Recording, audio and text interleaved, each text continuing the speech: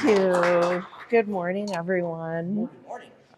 It's my pleasure to be here with you this morning and share the work that we do at HomeFront and what's going on today as we the day in and day out. I'm sure you all know, but our mission as an agency is to eradicate homelessness in Mercer County, and we do that by harnessing the caring and dedicated members in our community to to have such an audacious mission. We also look to break the cycle of poverty as well. So in that statement, I would say that we have over 30 programs that address the barriers that families face when experiencing homelessness, and as well as the resources that they don't have when they are trying to so desperately build their lives back up or get to a more stable place in life where they have permanent housing or they just have stable housing. Um, we really operate on 5 pillars, like our core beliefs, to achieve this mission. Um, I always forget one somewhere in the order, so but and I always start randomly as well. But we do believe that all people need the basic necessities in order to live a life of dignity and to really be able to pursue their pursuits. So basic necessities for us, we have a food pantry that serves over 2,000 families a month.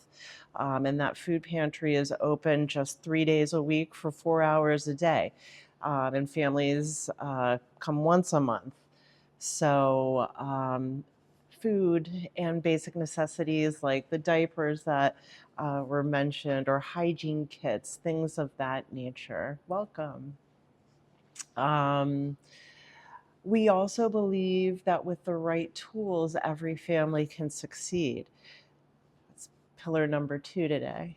In that aspect, I would shine a light on our higher expectations programming.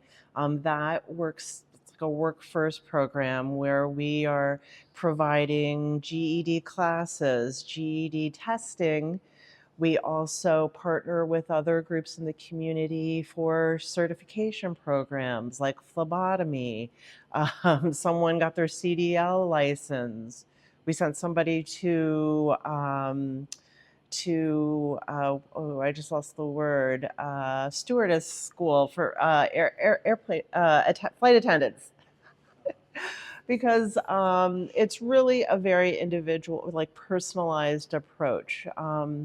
When thinking about uh, homelessness, one of the biggest issues is that gap in income compared to the rate of a fair market listing apartment or home. So even if in Trenton, let's say if the fair market value for a 2-bedroom apartment is $2,000, um, someone working at a minimum wage type job is going to have to work about 90 plus hours a week to be able to afford their rent. Many of us, no matter what we do as in our profession, when you say affordable housing for us means that if that individual is in the program and qualifies for the program and they're working, they're not going to pay over 30% of their income for housing. Um, I don't know a lot of people that can say that, to be honest, that, they're able to just afford their housing at 30% of what they're earning. It's very difficult.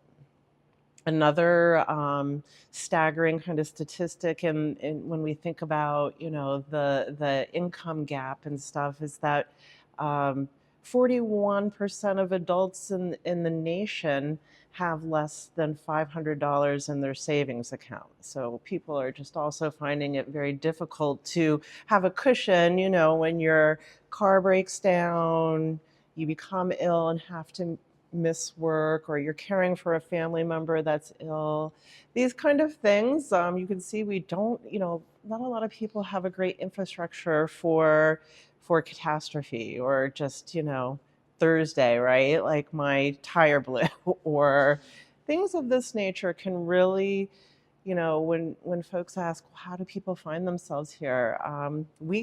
Any one of us could find ourselves here, I think, without the right resources. We don't have necessarily, our a place of worship, or a large family, or a great network of friends that can help us out from time to time. So uh, it could be, I always say, it could look like me, it could look like you.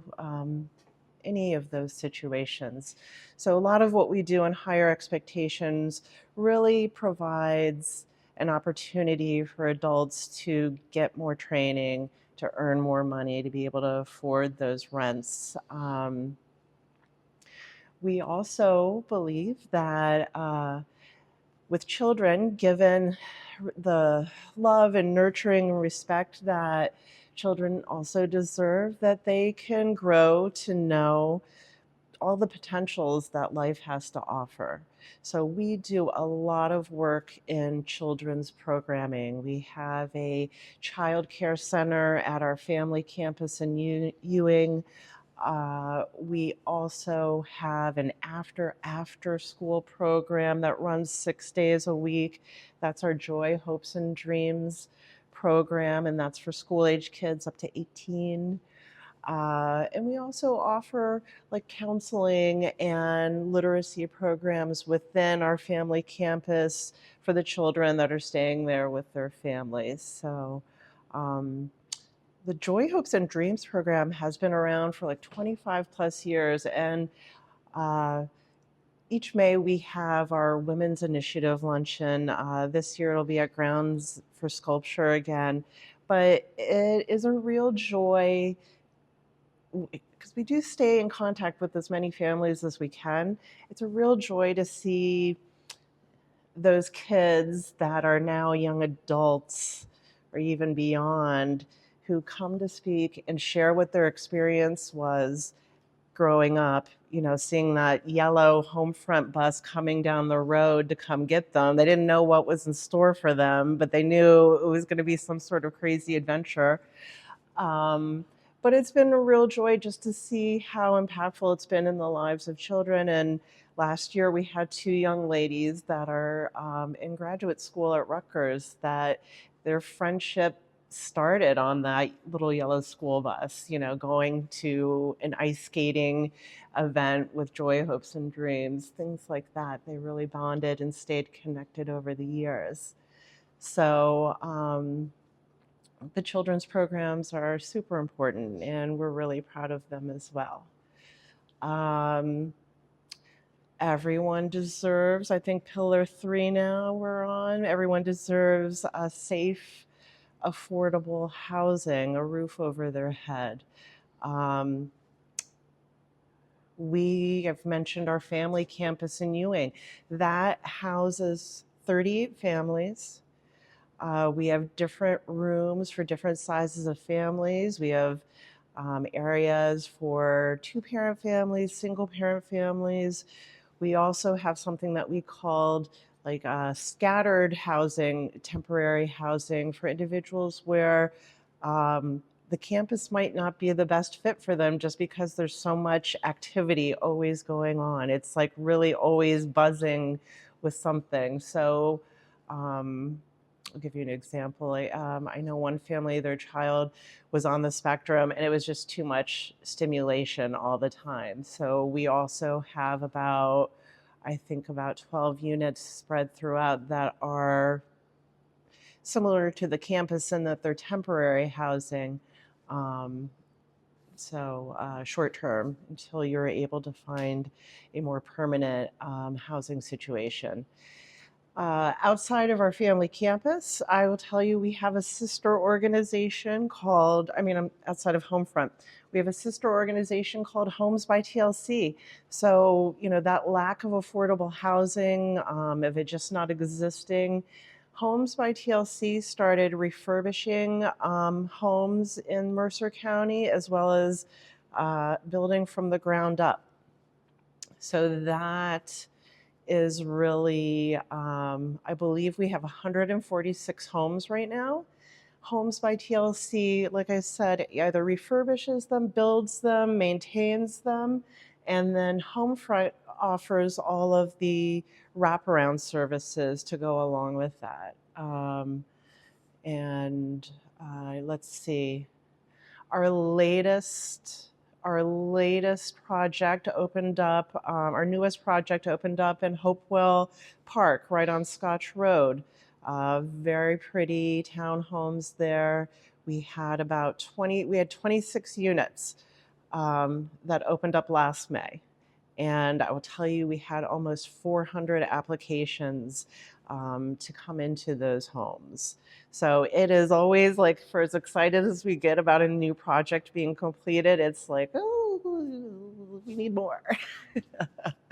So, and those type of things are held with a lottery system. So it is not something high tech. We have a bucket and we video it, and someone's reaching in there, and families are coming to see if their names are pulled. So it's very emotional, and it's there's a lot of happy stories, and then there's sometimes a lot of disappointment in that their names didn't get pulled for that opportunity. But so Homes by TLC, Homefront together, really working to keep families in homes.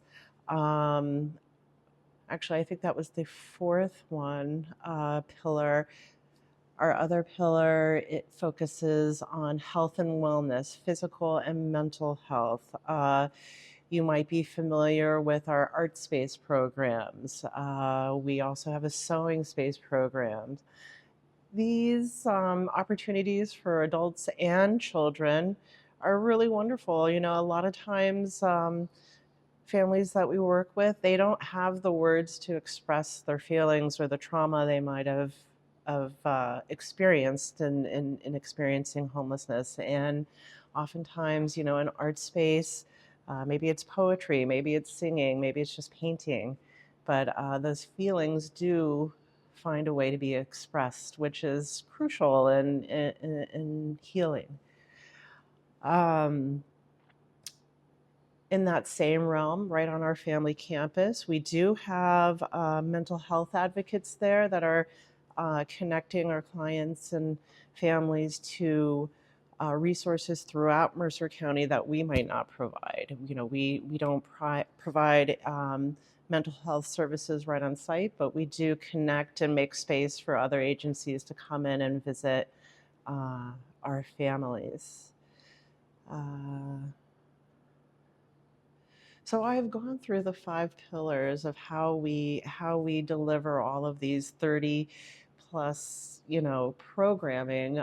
Everything we do, we want to provide a dignified experience for people. It's very hard to ask for help.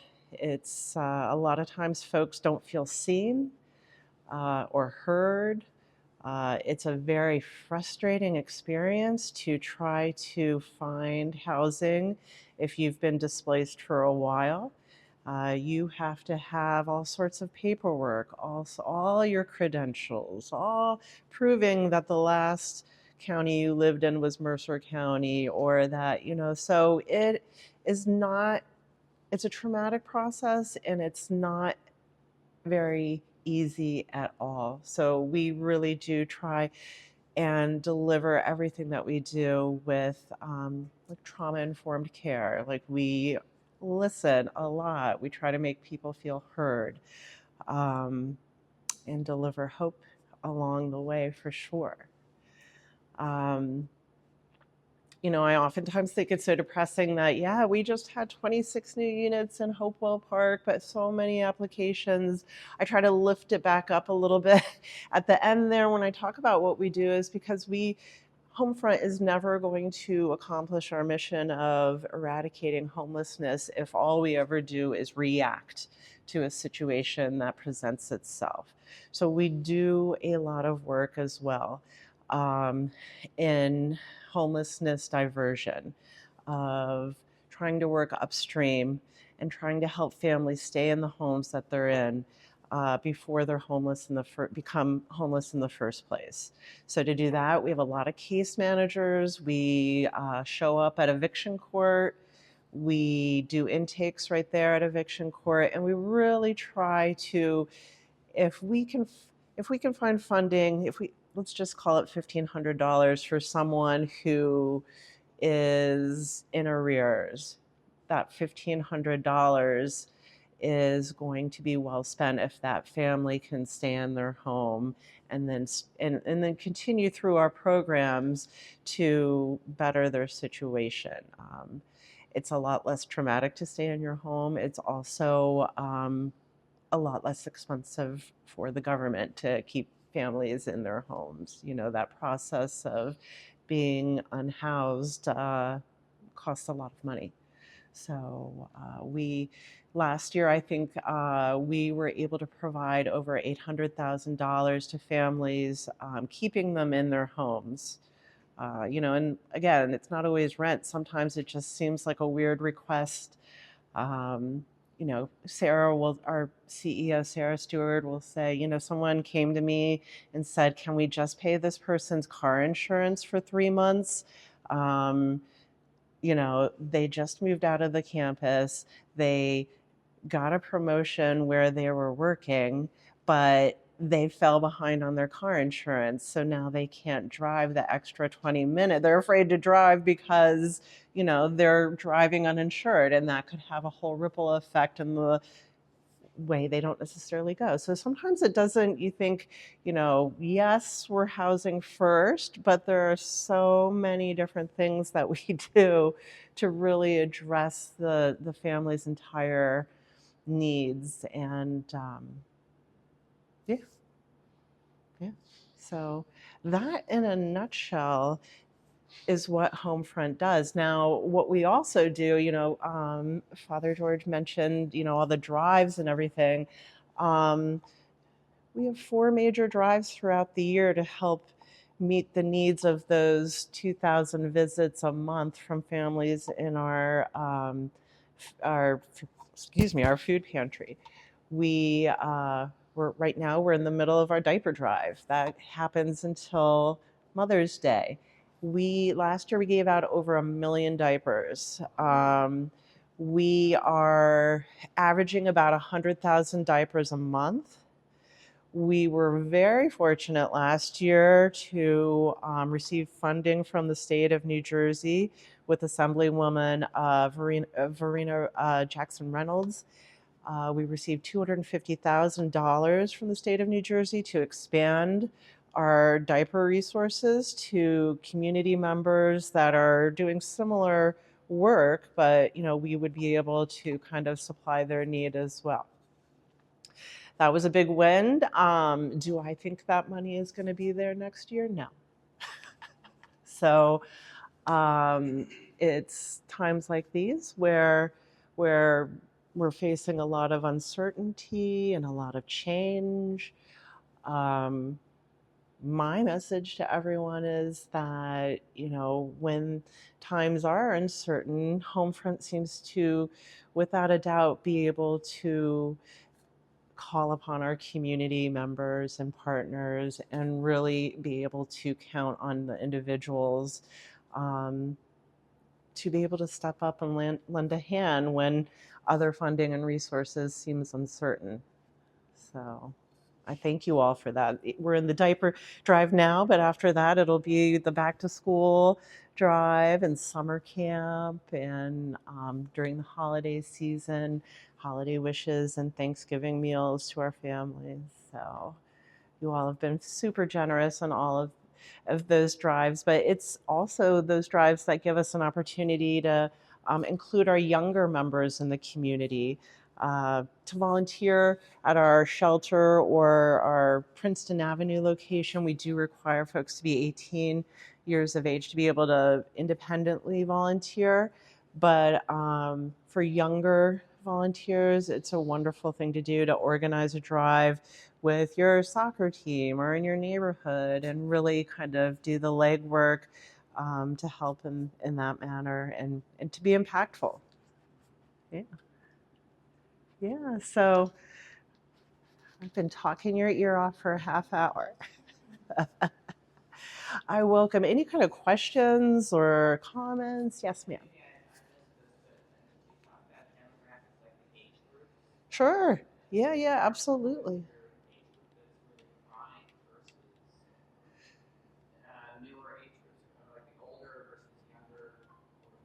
Sure, I'd be happy to. So I'll throw this out there. The what age do you think the average um, age is staying of the individual staying at our family campus, the shelter?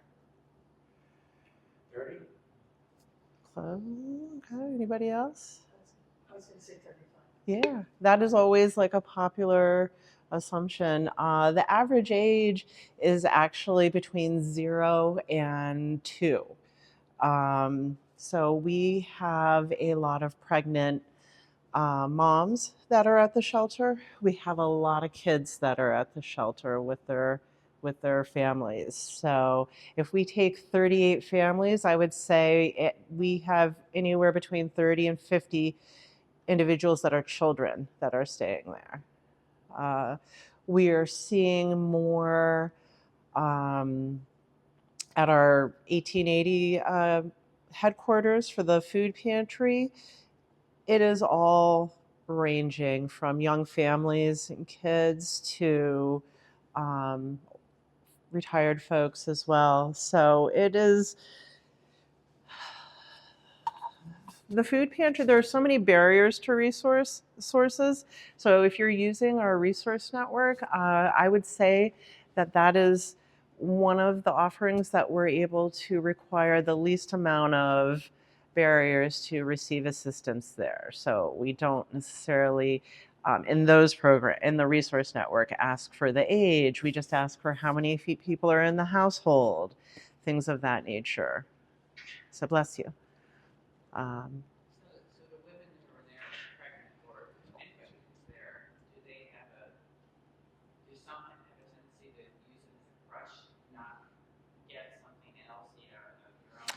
I mean, nobody like really wants to leave the campus because it's pretty awesome. I mean, I will say that I have witnessed that. I mean, it is a beautiful building.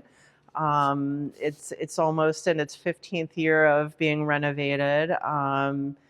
The rooms are kind of, I would always liken them to college dorm rooms. You know, each room has its own heating and cooling, TV and bathroom, but it's just not built that way. Really, the average stay is meant to be like anywhere from 30 to 120 days. Uh, if something happens and there's a need, of course, we're not kicking that family out and being like, I don't know, so there's a plan. There is case management, family advocates there. So if when I show people the family campus, people are often surprised. They're like, where is everybody? And I'm like, well, it's 11 o'clock. The kids are all at their schools. The school buses come pick the children up that are staying at the family campus. They go to school. And the majority of our families are there, work 1 and 2 jobs. So the people that are at the campus that time of day are also in programming. It might be soft skills. It might be our teaching kitchen there. There is learning going on this fight. So the idea is, and it's not, none of these programs are funded by HomeFront alone, right? So, it's in partnership with Mercer County Board of Social Services. So there are always constraints on housing for how long someone can be, the funding runs out. So what's next for that family? Hopefully what's next is moving into a more permanent housing situation, whether it's home fronts or not. You know, it could be that someone was able to raise their level of skills and find different employment, and now they qualify for other housing, like let's just say Section 8 or something like that, which Homefront doesn't, provide. But it's like, okay, great, we have helped you get to point B. That doesn't mean that we don't still offer those wraparound services though to that family, because we want to know how they're doing. I wish we could all say that we just kept going up, up, up, up. We always find ourselves where we have to step back 3 steps and then figure out how to go back forward 6 steps. So, but that's a good question. Yes, Father George. You said there was a waiting list of 400 people for the homes by TLC. Yeah. What's the waiting list for the shelter? Unfortunately, it's pretty long as well. Yeah. Yeah. So there's always a waiting list. Unfortunately, we also, while we don't house folks in the motels along Route 1, we do offer programming that takes food, hot meals to folks that are temporarily being placed in those motels on Route 1. We partner with Task to do that. So 2 nights a week, we deliver motels where we know people are displaced and staying. And again, when we talk about those alternatives from being evicted or not being in your home, those to stay in a motel, most of those families, if they're not having a voucher of some sort, are paying out of pocket. It's like $100 a night. So that adds up to a lot more than if you were able to get to rent an apartment. And it is. How does that work with those people that have children in terms of moving around and staying in the schools? It is very difficult. Sometimes we'll have a family that comes to the family campus and you realize, wow, this kid hasn't been in the public school system yet, a young child, or they haven't been assessed, or they haven't, gone through. That is a huge barrier. I think we had last year, um, a 6-year-old, almost 7-year-old that was going to kindergarten for the first time, Because if they're moving physically, it's changing school districts too, right? Well, yeah. So if someone, but there are arrangements with school districts where, if that wherever they're going to school, the school bus comes and picks them up in Ewing and takes them back. It's similar to, like, most schools have like a choice program embedded in there. So when someone from a different a failing school district can be sent to another school to be enrolled, their busing takes that into consideration. So the kids that are at the campus are all going to school. Maybe not the same one, but their school buses are going to pick them up. Another advantage to the family campus is that the folks have created relationships with New Jersey Transit. So we have a bus that goes to the family campus every half hour, one of the bus routes. So that is extremely helpful when people are trying to work, get back on their feet. Yeah. Yep. Yes, sir. The obviously the work you're doing is in this locality, and all such organizations have to be doing that.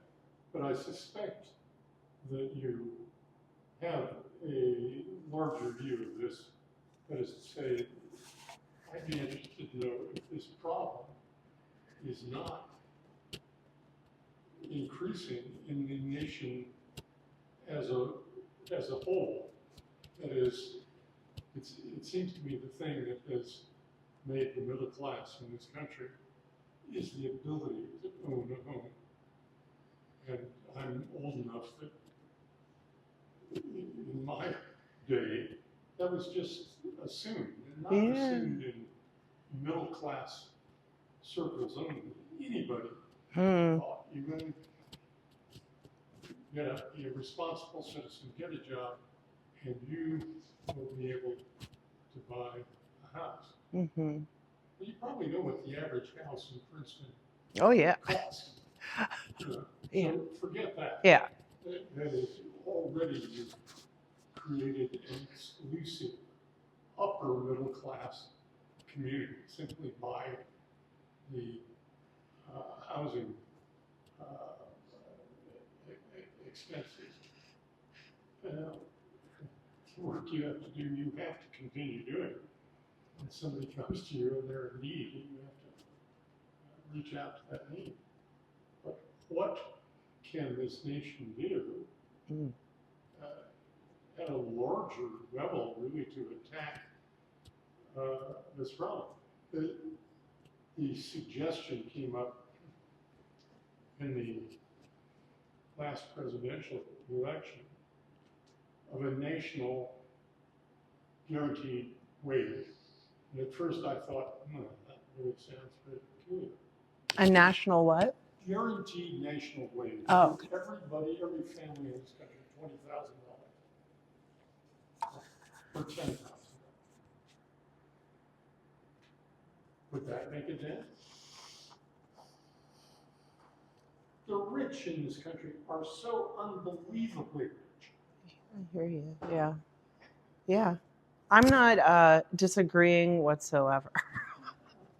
I think it is even, if I think about, if I just think about my personal story or where I'm coming from, I had a very, I don't know, upper middle class upbringing in this area. I didn't want for anything, but I certainly, I guess, in my choices, I chose my heart and my calling over big paychecks and stuff like that. I don't know, but I I don't think it is the norm or the given, right, that people think that they're going to be homeowners. And in some area, I mean, in some aspects of it, it's just also too much of a headache too. Like when you think about all the repair and the responsibilities and stuff like that. Oh, as a nation, I mean, I always think compassion. I always think of loving each other. I think, I know this, it sounds like love and compassion, but when you look at someone and you think of them and you think of, like, hey, I love you. I want to help in a way that is either appropriate or within my means. If I think that's a start because, like I said earlier, a lot of people that come for our services don't ever feel seen. They see right, people see right through them or don't want to see them or have these stereotypes of, well, you must have done something horrible to get yourself there. Are you addicted to drugs? Are you addicted to alcohol? Did you this? Did you that? It's not always, and that's not always the case. And again, compassion, for those that do have a different experience. I think that the gap in income and the ridiculousness to the cost of housing is always going to put people outside of that possibility. Well, I'm willing to admit there is a pathological slice of society that, for all sorts of reasons, are likely to end up in problems, but it's a very small group. I think this is now actually moving into the middle class. I mean, the number of people I know, parents who tell me that their son or their daughter is still living in their house at the age of 35 or something. It's all anecdotal, but it seems to me to be pretty large. This is a very major sociological change in this country. And putting it crudely, the poor are getting poorer and the rich are getting richer. Yeah. Agreed. I wanted to sort of dovetail off what John was talking about. it seems as though a lot of your resources are moving into more and more towards housing, more and more towards child care in order for the parents to work.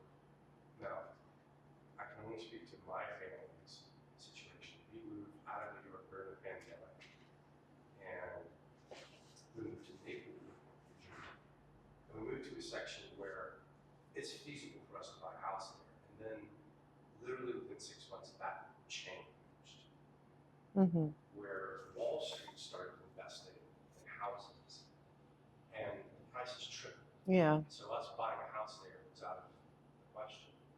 And by the time, so we were renting the entire time we were there. Now I was coming here to Princeton last Seminary this past fall, but if I hadn't, we would have been priced out of the apartment that we were living in. So it just seems that, I don't know, again, Wall Street out of housing, maybe, to help with the prices on that. But the eventual Tila and I's question is, how much of a strain is that on your organization financially in moving more money into housing people and moving more money into providing child care? Because that seems like those are two growing expenses.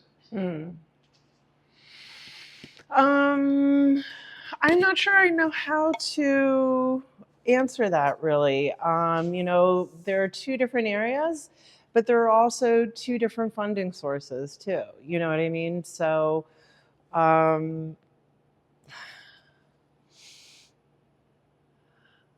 I think that, part of there's such a stigma around affordable housing, where people are like, I don't want to, oh, that's going to really,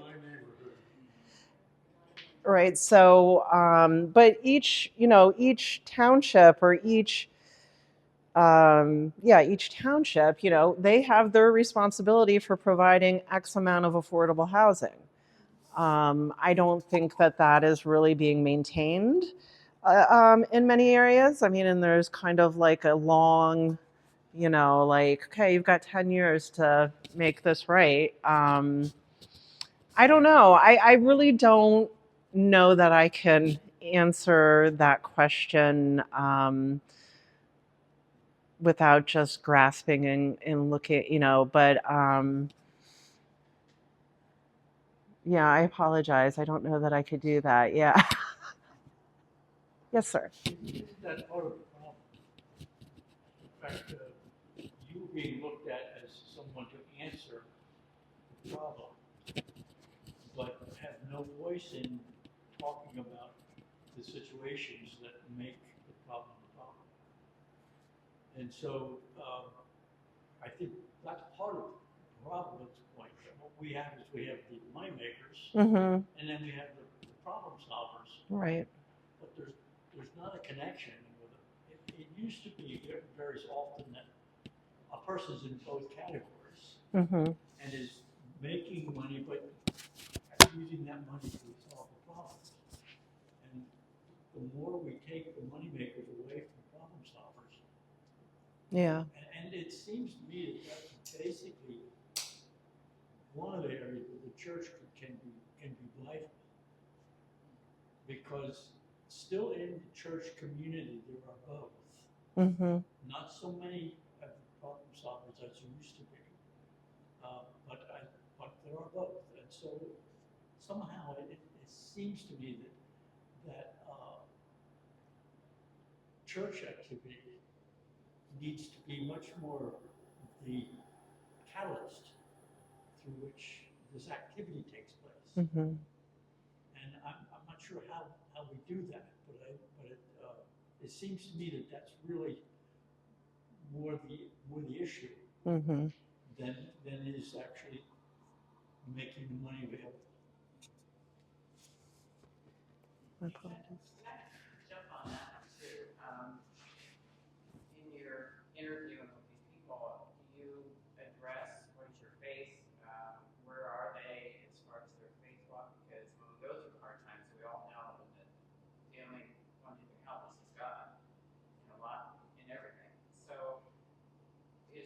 a need for faith-based support, like a Bible or things that they would want, or are you not allowed via the township to do that kind of thing? We are non-secular, non-secular. So, we do not, we honor and recognize everyone's faith coming in. Do I think that that is a question that, like if in an intake that we do? No, I do not think that that is a question. I wonder, somewhere down the road in like our family campus, like I think it probably comes up, do you need access to, can we help you get to, your place of worship, things of that nature. But that is not, I hear your question, but that is not part of our questioning during intakes. So as a church, is there a need? Is there a way that we could probably? I can find out. I certainly can. You're addressing their moral Mm-hmm. Yeah. Right. I would be happy to take that back with me. It's very impressive, what you described on the impact you're having, and you look at impact on any one life, and it has a ripple effect. And I think it's great that you also are looking to try to help, not just maintain life, but to progress through education. Yeah. That's It sometimes can be difficult keeping up with the families, you know what I mean? Is because even just when you think about cell phones, right? Like how many cell phones people go through. And personally, I've had the same phone number I've had since probably high school. But I think we do try really hard to keep up those connections, even when folks are moving out of state.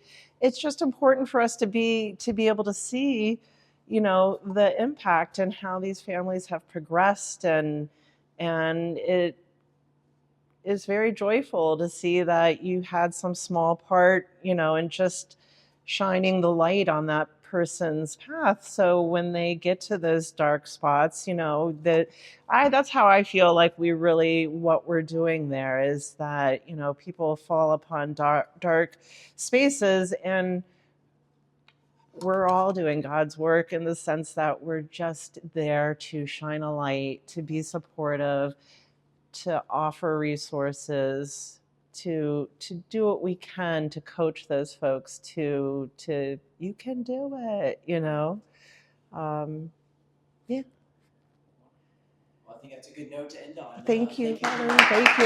Thank you.